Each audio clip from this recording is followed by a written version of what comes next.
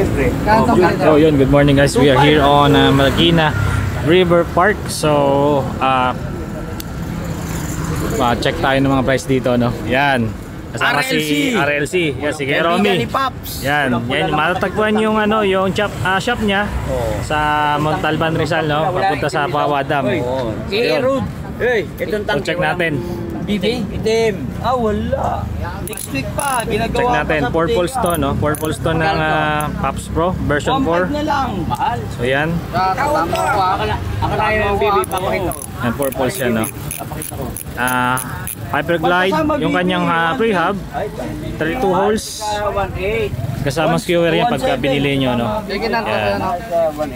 So yan, so version 4 siya, no? So ang price na ito is 4K, 2K kanyang price. Yung brand nyo niya, ngayon 5.5 pa nga eh. 2.5. Sumunod din sa Maxon, no? Yan, purples din to. Same as Props Pro 4. Yan, no? 2.5. Ano to, 2K din to? Pero hindi makinis siya eh. Saglit lang ginamit yan. 2K din. Pag sinap ko yan. Yan. Ay, 1,000 ko lang kunin yun. Ito. Yan, kasama BBD. Ang kanyang Hindi, yan ba? Sasap ko nga yun. Oo nga. ganda ng chain niya, no? Chain ring niya, no? Magaan lang din siya. Hindi ko mahirapan ako Yan, magpinta sa carbon technology, full carbon siya, no? 104. Yan, so ang crank line niya is 170. Hindi man pa tapat eh, kaya harap Ganda. 104 ba? Oo, 104 eh. So yun, tapos meron siyang seat post. Yan, Meron naman eh. may seat post tayo na carbon, no? Yan. Sa Speed 1. Second hand na Speed 1, no? Speed 1 Soldier to, no? 6 poles to, 6 poles, 2 holes. Color black. Alam ko yan. Magkano to kay Romy? Speed 1. Wala na yung pangalan sa'yo eh. Kaya mo bilhin 1,000 yun? Alin? Yan o, namimili ng second hand dito. Speed 1. Jory. Kasama blade. Hindi, gamitin mo. Yan. Next week. Meron din mga fork dito, is a rigid fork, no? Carbon. Ang ganda ng carbon, meron na rin siyang thread sa taas, yung crown. Yan. 32. Then meron din dito na na spokes export 26 to 158 mm ang kanyang length. Yan. So, meron din dito Mountain Peak universal size na pang rigid. Plus kadena 350. Yan. So, meron din dito meron din na bar dito. Yan. So, brand new pa yung bar. 450. Sanda ng baklas nun. Special, isanda ng baklas. Yung mekaniko. 190. Mas meron din tayong meron dito ang tangki. Tangki na crankset. Ang crankset niya is 10.4 BCD, no? 775 ang kanyang aluminum T6. At saka labor. At ang kanya is 36, ang kanyang teeth is 36 teeth. Yan. Yan, meron din na isa pang carbon dito, no? Yan, carbon din to. Yan,